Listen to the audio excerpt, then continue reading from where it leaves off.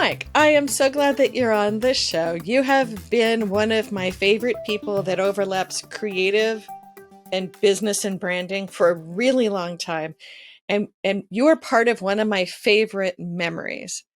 And that was, I think it was 2005 or so at Dragon Con when you were had Mirror Mask and you were walking around and people were treating you like you were spun gold because you were an exec from the Jim Henson company. I don't know if that's at Wow. all in your memories, but to me, Oh, that was kind of a fun and interesting piece of the puzzle is watching people fangirl and fanboy you. what was funny about that entire event was that my flight was delayed. So I got there late and they actually had to scramble to find a new room for me to be in because the original room that was set up was, you know, I wasn't there. I didn't show. So they gave me like 2 or 3 rooms to go to. So, which I'm sorry, they gave me one room, which was supposed to be the correct room to go to for the reschedule. And the first door I opened, it was filled with vampires. The second door that I went to was filled with people from Middle Earth, and then I finally found the room that I was supposed to be in talking about the movie. So it was Dragon Con was definitely a memorable experience for that and more. For that and more. So we'll come back around again. Can you maybe start us off, Mike, with because you're doing so many things right now. What is your current adventure with big air quotes around it? So I would say it's 2 different things.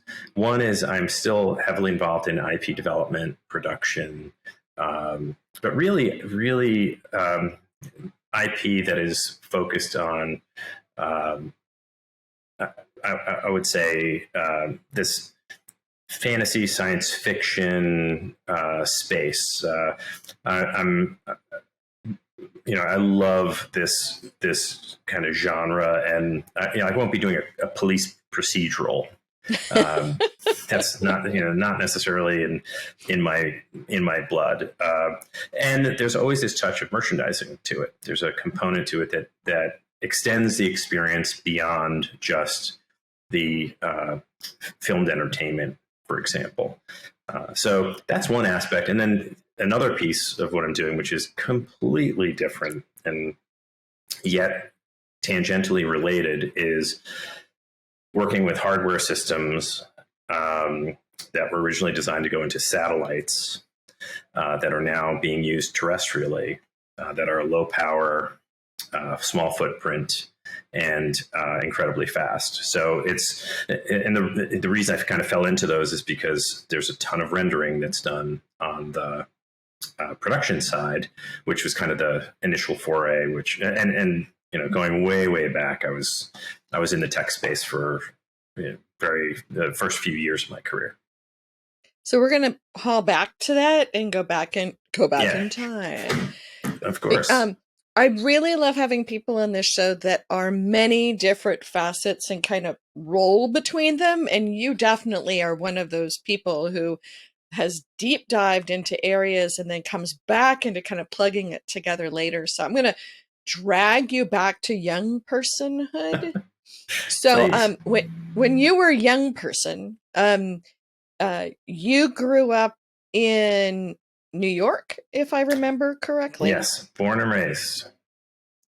So when you were a young person, 12, 13, 14 years old in New York, what were the things you did? Were you a tech guy? Were you taking apart small computers? Were you drawing? Were you organizing all your friends? What was kind of the Mike of the era? So I can probably peg it to when I was even younger, maybe like 7 or 8, where my neighbor's dad was a pharmacist, Joey Melchioni, who I haven't talked to since I was probably 10. But he used to come home with stacks of comic books. And I would read them voraciously. Love the artwork, love the storytelling, but it was like this magical thing that I had never really got involved with before, and it created a just a love and appreciation for art, illustration, and storytelling, and that's what inspired me to start drawing. I wanted to draw for comics, and then as I started to get even more involved in drawing, I wanted to learn how to animate. So that was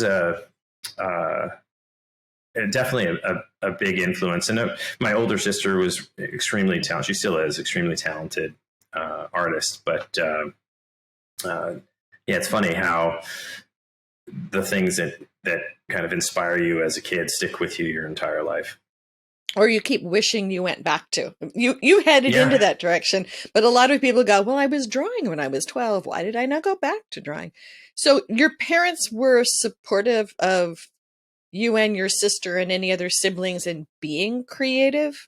Oh, absolutely. Your parents were cool with it? No, not at all. my parents, it was funny. I in high school, so 8th grade, actually, I was put into a high school drawing class, art class, but it wasn't a freshman in high school drawing class. I was with all the seniors for 4 years, had a portfolio, applied to all these great schools, art schools, and got in. But my parents, I was the first kid to go to college to get a 4-year degree in my family. When I graduated college, my dad graduated college. He went back to school to get his bachelor's degree. He's a retired general in the military, so very different path. My mom, I don't even know if she completed high school. So I was first kid to go through.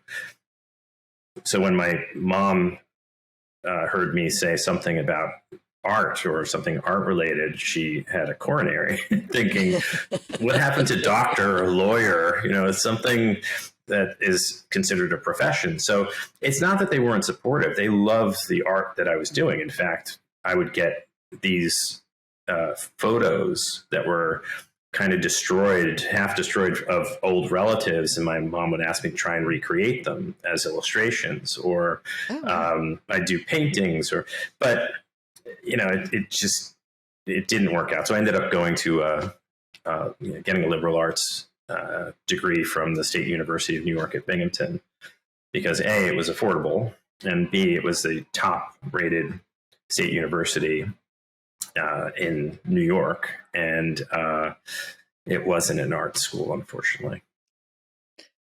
So your parents were happy with liberal arts, but they weren't happy with art school? Well, because they viewed the liberal arts degree as a stepping stone to, because you need the undergraduate degree in order to go. Like I was poli-sci graphic design with a minor in illustration. That's what I ended up double majoring in. Go figure, right? Go draw political cartoons. So, but they still saw that as a stepping stone into either getting a business degree, getting, going to law school. I mean, any of those things I could have done afterward. So what did young Mike do? So after graduating college, it was a boom times. This is 1987. Where if you had a pulse, you could get a job because it was terrific. So a few friends of mine lived in Boston.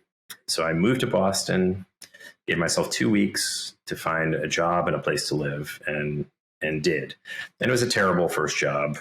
I had worked summers for the Division of Military and Naval Affairs. My dad ended up being able to connect me up with a job because Albany, New York, which is where I went to high school, actually in a suburb of Schenectady, called Niskayuna. That's where the headquarters in Albany was for the Division of Military and Naval Affairs for the state. So they had civilian positions. They'd hire people on for the summer, and that helped me land my first job, working in believe it or not, for submarines, selling or sending highly classified communications from one thing to one place to the next, because I had a clearance from my first job.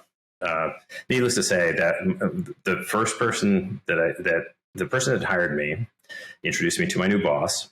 After a week, she sat down with me and she said, "We need to find you another job." And I said, "Why? Why is that?" She said, "You are going to be bored like you would not believe if you stay here. You need to go find something else, and I'm going to help you." And she was Darlene Quarles. She was phenomenal. So I ended up working in tech at a company called a tiny little company on the 128 belt, which was considered America's technology highway back in the day. That's when digital equipment was around, when lots of Boston-based technology companies were extremely prominent. And I ended up working for a little company that made software to replace typesetting machines. So these $100,000 typesetting machines, you could now run on this new cool thing called a personal computer. Now we're dating ourselves. This is a terrible conversation, Mike. I know. Sorry. Yeah. No, it's all good. And it runs your software too. So were you drawing then? I mean, were you then going home and drawing or hanging out with people who were art people, or you were taking your creative self and working with this new personal computer? So it was a hard time for me, I have to say, because I was still drawing, but on the side. I had missed the window of being able to have a regimented experience where, if you're going to RISD, you are drawing every day. You are not only drawing every day, but you're getting critiqued. You are getting feedback, information on how to do storytelling. Now, I ended up taking a bunch of classes undergrad and learned a few things. Had a great anatomy class, took some great design and composition classes. Drawing anatomy, not look, sorry. Yes, exactly. Yes, not biological anatomy or not other stuff. Yeah. But it just wasn't the same, as anything that I would have gotten. So it was the equivalent of falling behind in a race that I knew I couldn't end up catching up to. But I still voraciously read a lot of, books or comics or graphic novels, whatever that. So storytelling and characters and character development were still incredibly important. And I always felt that I wanted to get into entertainment at some point, but it just had, there was no path really in Boston. But ironically, this first job I got is because I was doing graphic design for the newspaper in college. I was typesetting initially and doing page layout. And because they were doing this typesetting software, I ended up getting a job because I knew how to typeset. And typesetting, for those of you who have no idea what the heck I'm talking about, is when you were laying out a newspaper, there wasn't this thing called WYSIWYG, which is what you see is what you get, where you could see on screen what would appear on paper. You actually had to write code to determine what the line space, point size. But before that, you're actually doing this stuff. Oh, yeah. You're actually putting type down. This is a digital version of that. And this is about the time I was actually doing a newspaper at UCLA as a grad student and also having to learn typesetting. So I'm totally grokking where you are with that right now. Oh, yeah. As to the new software that lets you do this, but then people didn't know how to do that. And you have to actually, it wasn't as simple as I'm now putting a header 1 on whatever the text was, or you're doing it, but you're doing it in code. So how did this progress to the next you? What you were then looking at, what do I do with my life? And I'm sitting here working with personal computers and typesetting stuff. Yeah. Well, the beauty is I did learn how to rip apart a PC and put it back together.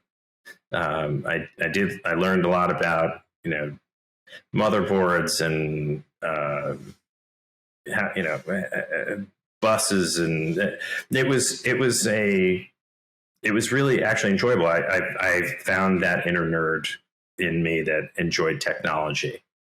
Um, but I also saw that most technology at that stage was driven by engineers, not by marketers.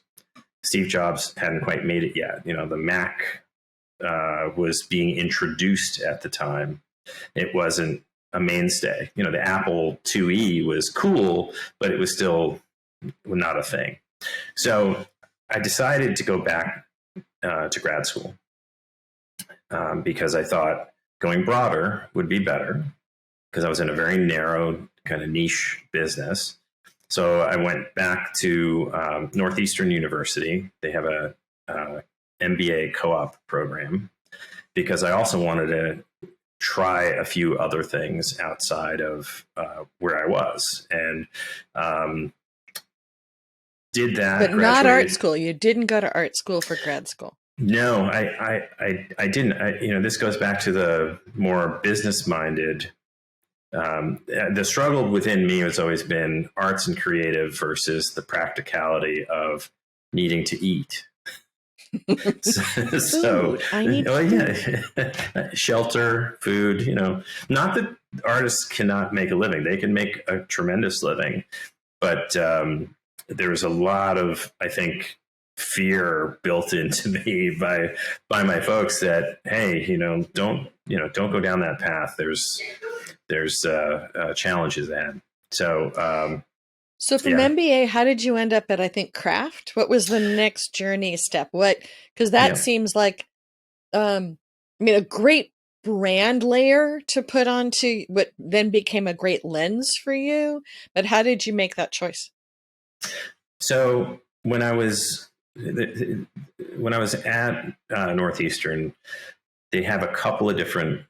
So there's a couple of different assignments that you go on, essentially. I truly and highly recommend a co-op education, because you go to school and then you work. And it's not like you work and take classes, but they assign you for 6 months to go work for a company.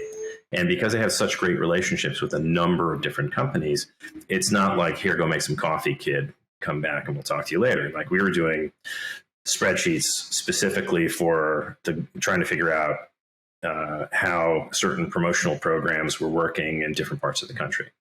So that aside, I did something. I worked for StrideRite at one point, and that was terrible. I learned a lot about feet. I learned about that the West Coast has, on average, smaller feet than the East Coast. The East Coast feet are wider. I didn't know that. A lot of the Asian immigration into the West Coast has smaller feet versus Eastern Europe or Europeans coming in from the East Coast. It's fascinating stuff, but it wasn't for me.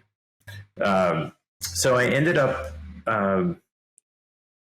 working at General Foods, and this guy, Bill Shaw, who ran the marketing department, one of the things that he did on the interview, which I thought was fascinating, was his typical questions you get.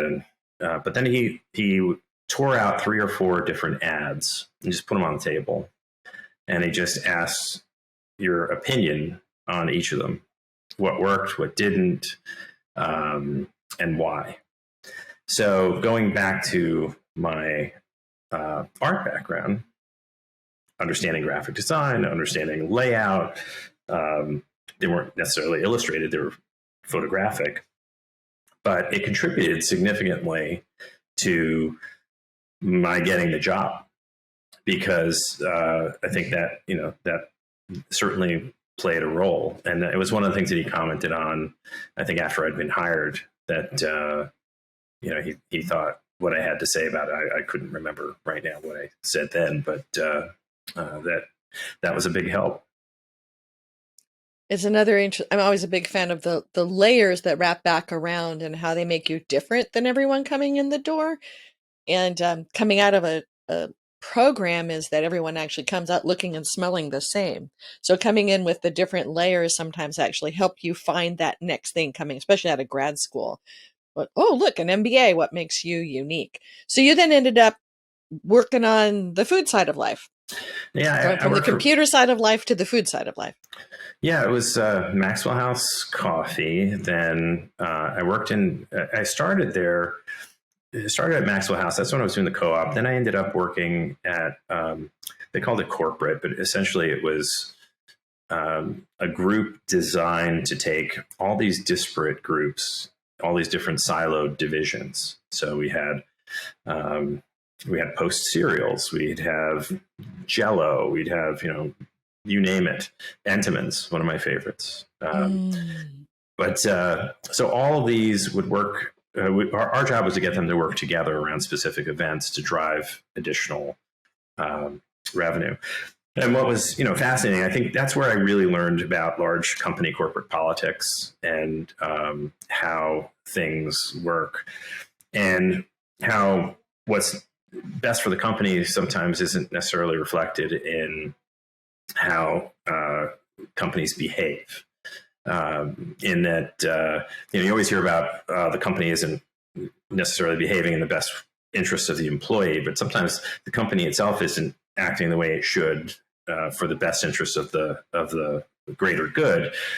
So you'd have a tiny little division that would be a part of a event that would see incremental increase in their revenue of 20-30%, and the big guys like the coffee guys, it's 2-3%. So they're saying, why are we doing this? It's not, I don't want to do this anymore. So we would have to try and figure out how to wrangle everybody to get them to participate. We had a few successful campaigns there, but what I learned in the traditional consumer packaged goods business was extremely helpful in terms of discipline and understanding that small share points make a huge difference in your bottom line, understanding how the trade works, understanding consumer behavior. But I also looked at the track that I was on. It's 10 years before you start getting directly involved with commercials and advertising, and then you're trying to make cheese look sexy.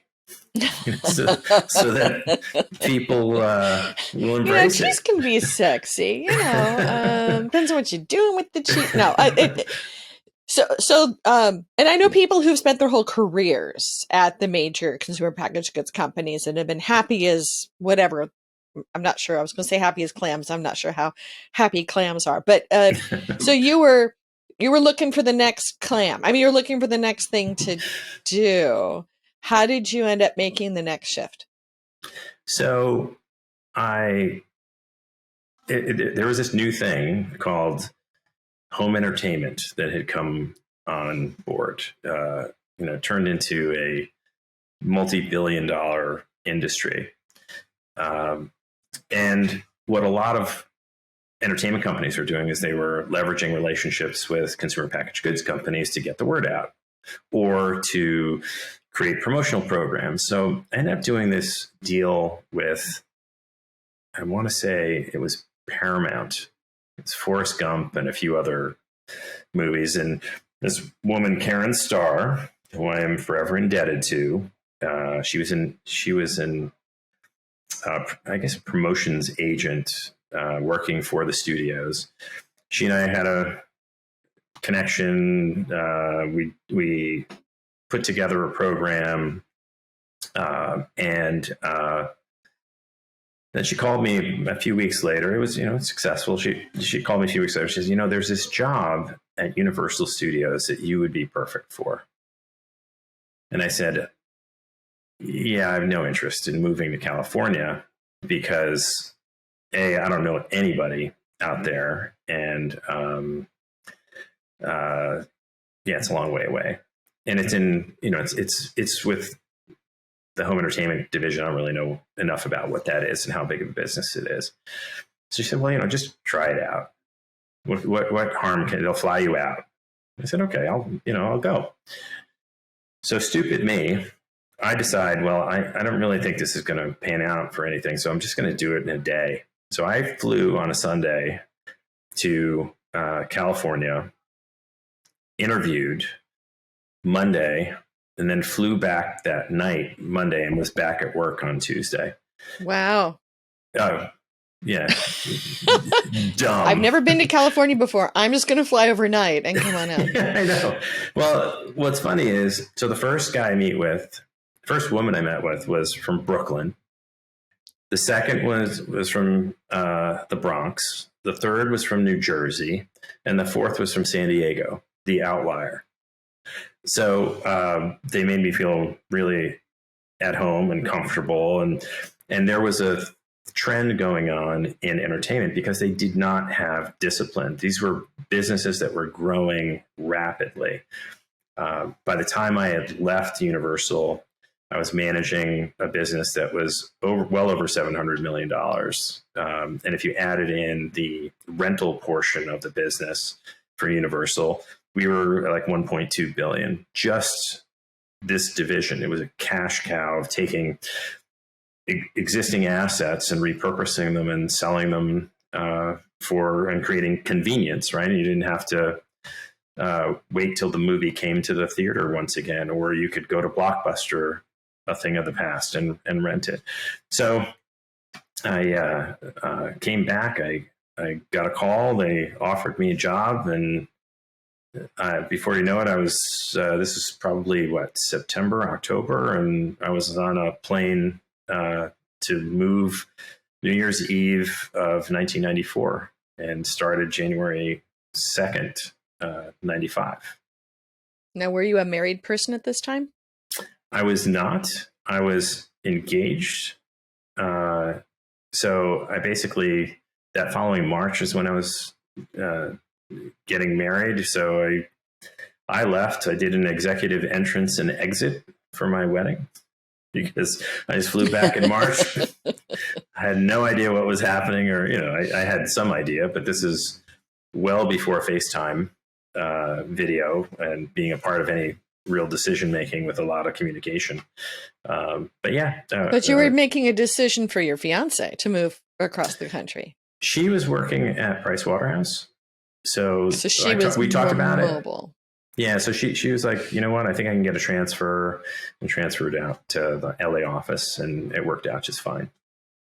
Because making these decisions as a couple, because during this era, we moved from LA to New York, and then New York to LA, as we kept our couple whipsawing back and forth between. And that conversation, when you have dual careers, it's great that she was able to switch, but it's an interesting decision-making pathway of how is this working for the both of us pre-kids is always sort of an interesting lens what people will sometimes follow, and then that becomes an interesting journey path. So you ended up out in beautiful Los Angeles in the middle of the DVD boom. And then what pulled you then to the Jim Henson Company, or when and why? So I had been there for, I guess, coming on 5 years. There was a shakeup because Edgar Bronfman at Seagram's bought into Universal, and that was a disaster. It was a complete disaster. I don't know him personally, waved a couple of times, but I ended up, there was a big shuffle. There were a lot of people that ended up getting moved around. So the guy that was running our division went to international, and anyway, they brought in some new people. I didn't really care for them. They liked me, wanted me to stick around. I ended up getting a call from Margaret Lesh. So I don't know if you know Margaret Lesh at all, but Margaret, she ran Fox Kids. She was kind of the person behind Fox Kids. When it ended up going to the Jim Henson Company, and she was like, wow, love to have you here. So I went, interviewed, liked the people, ended up accepting the job. So I accepted the job in November. I was still under contract with Universal. And I told them, I said, look, I'd like to get out of this. I got, X amount of time left. And so they finally let me out of my contract. 2 weeks before I was starting, this is in February the following year, right? November to February. Chris McGurk, who was the head of, he was like as high as you got at Universal, calls me, says, I hear you're planning on leaving. And I said, yeah, my last day is Friday. He's like, well, don't do anything rash. I said, Chris, I quit in November. It's this is a little bit of a lead time, man. This is much more lead time than anybody else gives. This is not rash.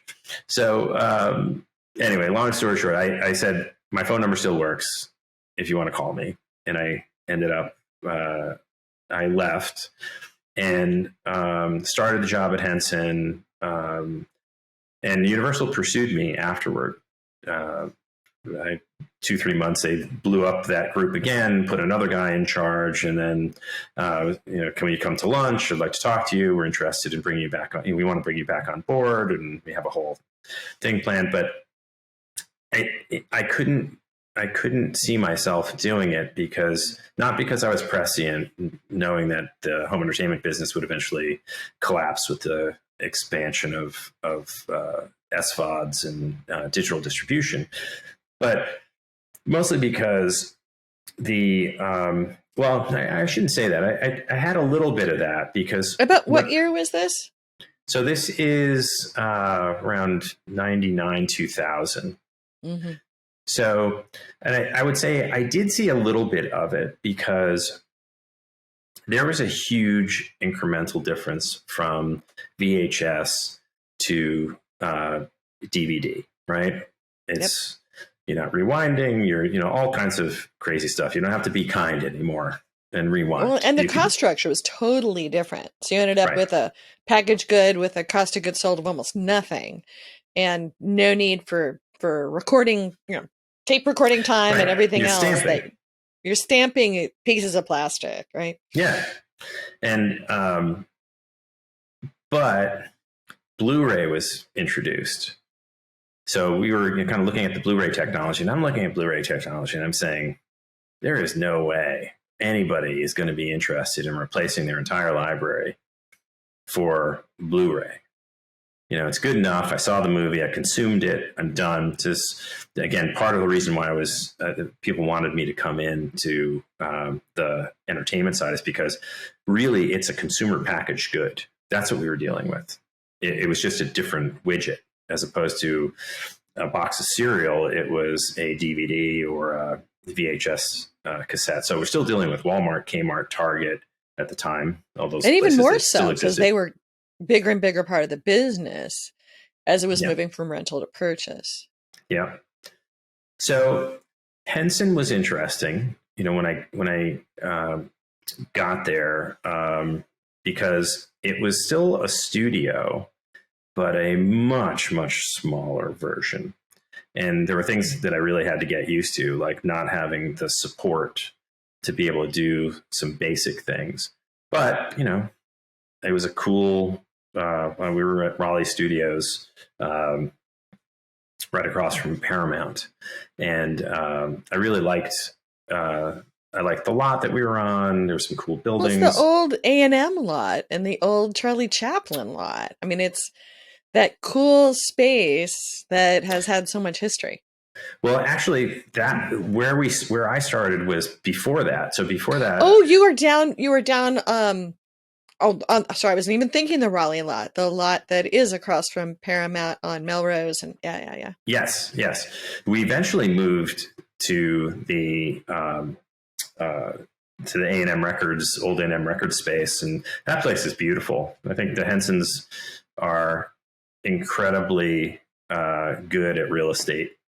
that is one of the things that they're really, really good at. But and I had contemplated, I'd really wrestled with going back as a potential opportunity back to Universal, because getting those jobs at big studios and sticking with them for a long period of time is it's not they're not easy to get, and they're hard to hold on to. So anyway, I ended up working at Henson. Was running their home entertainment division.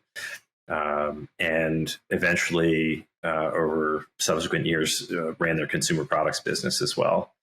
But So this is about the time I met you, and I'm going to sort of move the conversation a bit because you've had such a great history, and it to me. Sorry, yeah, I don't mean to be. No, sorry at all. This I remember at one point in time we were talking, and we walked out to your car, and you showed me in the back of your car the toys that you were building and the game. So even despite you being big corporate guy and then small corporate guy, you're being creative guy. So you already were having these things that you were tinkering with in the background of board games, right? That you're in board games, and you had some kind of a toy that turned into a game, and you were being Mr. Creative and having that. Can you tell that story and then tell where you got to? Because I think you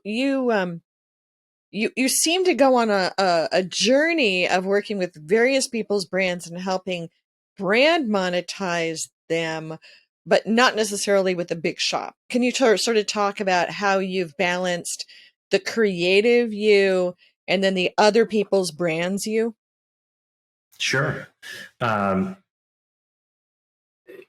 I've always, it's funny, when I've worked at, whether it was Universal or Henson or any of these places, I always, when I was in a position where I was assigned different things, I was always assigned the tough brands to figure out how to do something with them. So when I was at Universal, they were doing, remember the television series Hercules and Xena?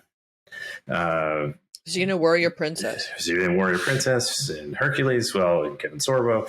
So we did an animated series that was more anime style, but trying to figure out how to make that was a challenge. It was, when I was at Henson, trying to figure out what to do with Labyrinth and Dark Crystal as legacy properties after this is like a total separate podcast about just that, the sale of Henson to EMTV and the buyback, and then the meetings with Eisner and with Iger and selling the Muppets, and whole fascinating story. But can you talk about those? Because we're glad to come back and talk about some of this stuff. And part of it, of course, this will live out on its own. Yeah, right. So whether you want to tell some of these stories in a public setting or not, but you lived through really interesting times of all this. Yeah, no, it was great, and chaos breeds opportunity. So the idea that there were things that were being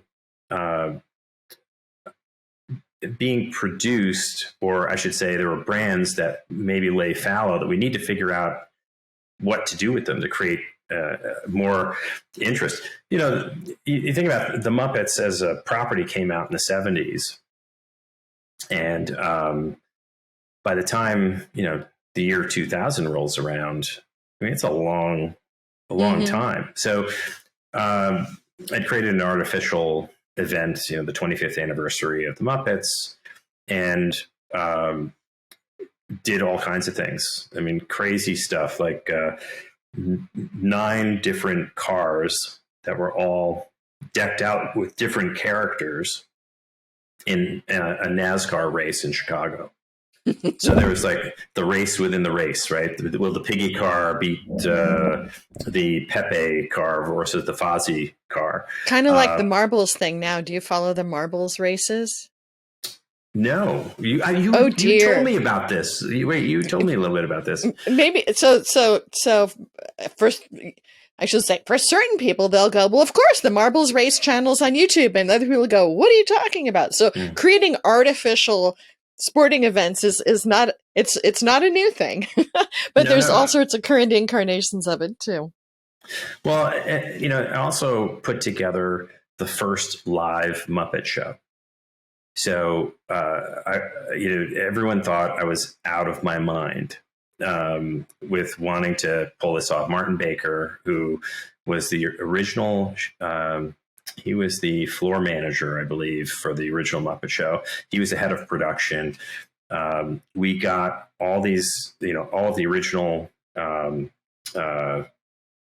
performers who were still with us: Steve Whitmire, Dave Goelz, and then later characters like Bill Beretta. and we put on a live Muppet show, and it was incredible. That was, I think, one of the biggest highlights. But going back to, did I write the show? No, Jim Lewis did. Did I physically produce the show? Well, Martin did, but it was my concept idea, brought it all together. So it was kind of like that, executive producer space, and it was fantastic. But going back to, how did this all work? Well, Henson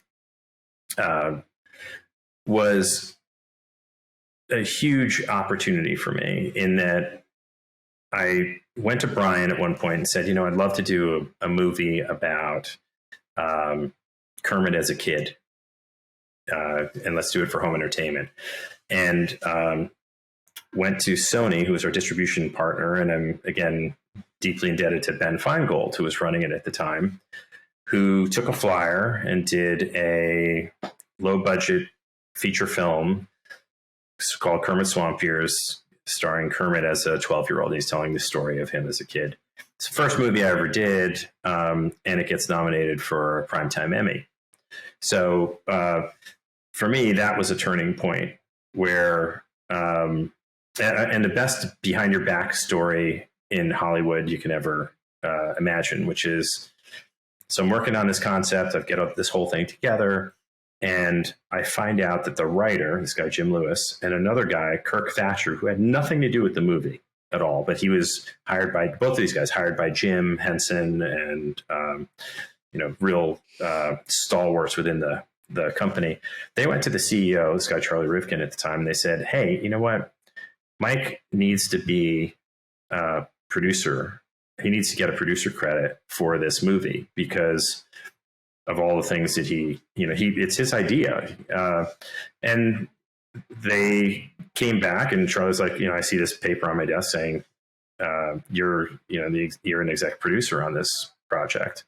And if I didn't have that, and I was just an executive at the company, which I never would have gotten at Universal without a lot of fist fighting, and that set me up to become, because I got nominated, then I got more involved with Television Academy. I was two-term governor with the Television Academy that produced the Emmys, and then produced another film with Neil Gaiman and Dave McKeon called Mirror Mask, which is Neil's first movie.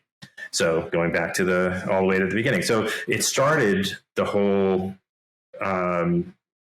producing kind of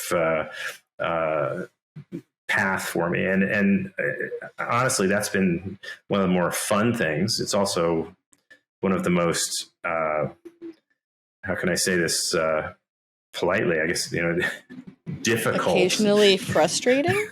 Yeah, to say the least. It truly, I think, gives credence to the concept of a 7-year overnight sensation. But I've that in and of itself, that was my break, if you will, to break into doing content. Can you then take us to Yo Gabba Gabba? Sure. Well, can I say one quick thing about breaking into content that before sure. Having had marketing in my background and being very business oriented, I will say there was a tremendous amount of, I don't know of a better term except to say prejudice against those like myself who were perceived not to have paid their dues in a different path, like starting out as a script reader or development person and then working your way up to an executive. Some felt that I had jumped the wall and who the hell are you? I actually had one person. You should have been standing in queue this whole time with the rest of us, right? Right. Yeah. I actually had someone say to me, you don't deserve to be, this is my first film. You don't deserve to be, to have a credit on this. And in my defense, one of the guys who was working with said, well, did you come up with the concept for this? Well, no. Well, did you actually sell the concept and get it funded by Sony? Well, no. Well, did you rally everyone together to actually get it sold internally and put pieces? Well, no. Well, then he did all that. Why is it an issue? So, a lot of it is frustration, I think, on the part of people who have, and also not having an understanding of who I am as a person in terms of understanding storytelling and character and development and all that kind of stuff. And by the way, I can't say that I didn't know as much then as I know now. You keep growing and learning as time goes on. So anyway, back to Gabba. So Charlie Rivkin, who is the head of Henson, goes to a company called Wild Brain. And he and I had a really good relationship. We had a lot of debates about things. Back at Henson, he was very concerned about taking certain brands and putting them with certain characters and whether they would denigrate. And actually, it proved out that I was right and that we had tremendous success. We ended up doing MasterCard, Super Bowl commercials, all kinds of crazy stuff. So we established a really good relationship and a trusted relationship. So when he went to Wild Brain, we were just talking, and this idea came up that they've got this show which is they're just working on that they think is going to be big. Got a bit of a tiger by the tail, so we need some help. So I ended up going over there, starting out as chief marketing officer, but really trying to figure out how to launch that brand with Nickelodeon and everybody else. And really enjoyed it. So the first season launches, and there I am with a desk and a phone, no staff, nobody to really work with, and had to build an entire consumer products business, and had to figure out how to make that creative from that show, which was so cutting edge and fun, into something that people would. Did you guys know it was going to blow up the way it did? We had some inklings, and so what we initially did was we took some of the characters and did high-end vinyl toys through Kid Robot. We had a relationship with Kid Robot. The RVC company owned Kid Robot as well as Wild Brain, so we owned them, and could. So we tried that, and they sold out within a heartbeat. And then we did some hoodies, sold out right away.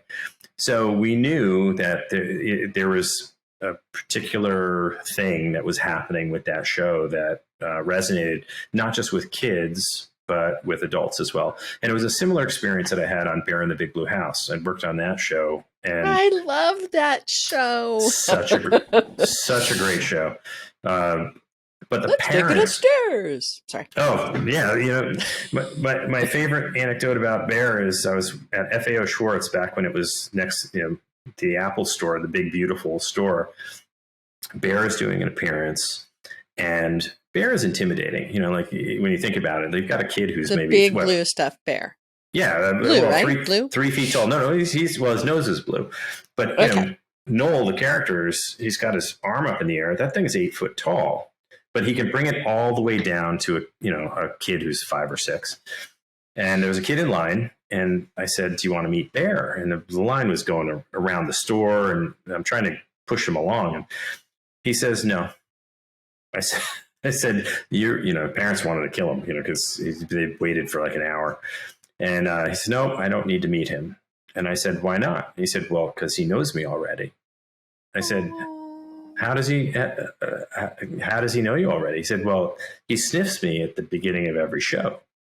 So the beauty of that show is when the show opens, Bear's nose comes right up to camera and sniffs and says, "Oh, hi, it's you." And very fourth wall breaking right there in your yeah. face. Yeah.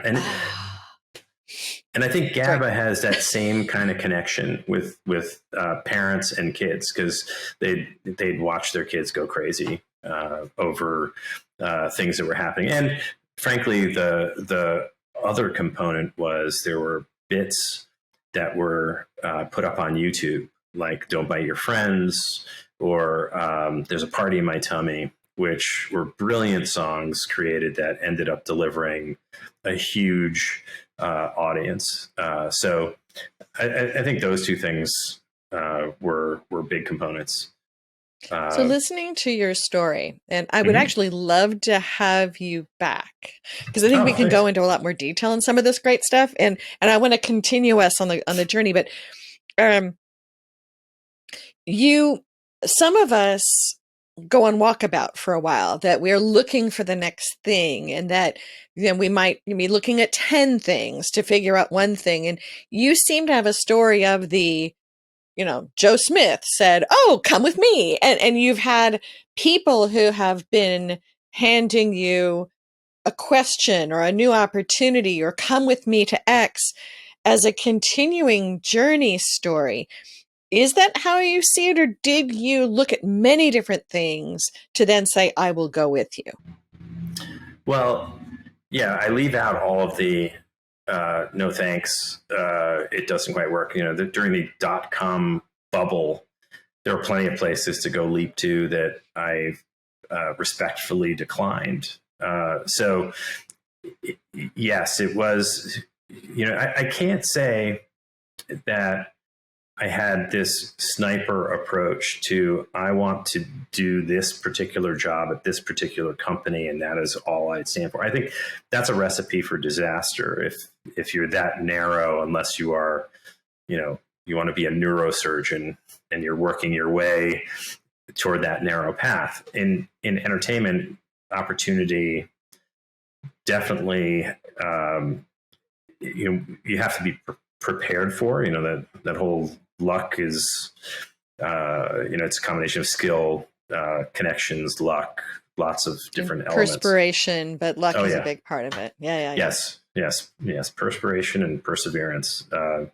So yes, but it all stems from conversations where, did I surreptitiously create that idea in a third party that they should bring me on, or were they coming with the intent of saying we should partner and collaborate, and I'd love to have, how can we work together? I don't know, which came first, but that has been, you're right, it has been a pattern that has followed me throughout my career. So then given that lens, how did you birth Atomic Toybox? So it all started because back in the day, this was going to be my creative outlet, my personal creative outlet. I had carve outs at all these different companies for my own stuff that I was working on. Some, completely nutty stuff. Oh, in fact, it's so funny. I was driving my daughter to Colorado in just last month, and we stop at some, little diner place, not even a gas station, in Utah. And I walk up to a vending machine and I see these stickers in it from a property that I'd created in 2002 and sold sticker rights to, and never seen the stickers. So it's stuff like that. So Atomic was created as a vehicle to be able to take some of my own personal projects and kind of run them through. So believe it or not, this is the 20th anniversary this year of Atomic. It's been around that long, but it hasn't really been, up to its full potential. After I left WildBrain, that's when I really started to concentrate on Atomic. So you have a screen behind you that I do. think is rolling through some of your current adventures. Yeah, so there are some projects in here. So I picked up, this is Captain Action So I bought into a property from the 1960s called Captain Action, which has got a great title, great name. It was a popular toy. The guy who created G.I. Joe, this was the second toy he created. And then the third was the Mego superhero action figures. So I've been working with a couple of guys. So I've got two partners on it. They kind of have been focused on the nostalgic side of things. They really concentrate on the 1960s, I would say, whether that's comics or art or, but, you know, like, and the 1960s toy line, which is very specific. My focus has been really on how to redevelop it for newer, younger audience that can engage in it, because it's, you know, it's a tricky property in that the original razor blade concept, if you buy the Captain Action figure and then you have all these licensed uniform sets with Spider-Man, Batman, Buck Rogers, the Green Hornet, you know, it's a licensing nightmare, and you can't do that with entertainment. So we're looking at, I have a completely different concept set up for it. So you now are a man of action yourself. You have a portfolio of opportunities. Yes. And you are your own shop now. If you wanted to maybe shout out as maybe my last question, you have things that you would like to connect with people on that are in your various wheelhouses now. Mm-hmm. What are you looking for, and where are you trying to grow your next adventure? So one of the things I'm really interested in is in publishing. On the traditional publishing, you know, books, ebooks side, because it's a great way to work story, get stories out, graphic novels, etc. So that's something I'm really interested in. Also, casual games, as opposed to, you know, I'd love to do platform games, but they're very expensive. So I'm interested in learning whether or not there are those that would be interested in partnering on that. I have a few people that I've been talking to on that side of things. It's just because the entertainment side takes so long to get stuff up off the ground. Not saying that games are any easier, but I think that it'd be great to talk more about that. And then I can say lastly, on the collectible side of things, if there are categories that would be of interest. I've got, you know, another property called Window Ghosts. We've got something called Mega Weird. There are, and then the other project, which is called Wicked Creatures, which was developed with a good friend Ed Eith, who worked for Spielberg for years. I've got some input from my good friend Chris Wayless, who created the Gremlins. And won an Oscar for The Fly. So, you know, those guys have been, you know, instrumental in getting that together. Well, we have talked over many, many things. What have we not talked about that you'd want to mention as we wrap up? I would say that you know, the one thing that I've found in my lifetime, career, whatever you want to call it, these days, is that you don't always realize the moment when someone's influence has had an impact until sometimes after the fact. You know, it sometimes takes years to realize that there was a nexus point or a point at which your life really diverged. And if it wasn't for, sometimes it's a single person, sometimes it's a group of people. But I was thinking, like, you know, how do you go back and thank them for their willingness to give you a chance or take a shot or do whatever? But yeah, have you gone back to thank them? Some, yeah, I've gone back and helped in ways that I've tried with everybody. There's one that I've never quite figured out how to do what they want. You know, there was a little bit of quid pro quo with one of them who wanted some business, and I couldn't throw it to them because of certain restrictions within, you know, the company that I was at. So I've always felt terrible about that. But But yeah, I've tried my best to acknowledge it at a minimum, if not try and do something for them, because without their support, I wouldn't be here. And then the other thing is, having spoken at a couple of classes with other, kids, I say kids, you don't realize the impact that you have on other people either. Where I talked about the Land Before Time. I worked on the Land Before Time when I was at Universal, completely uncredited.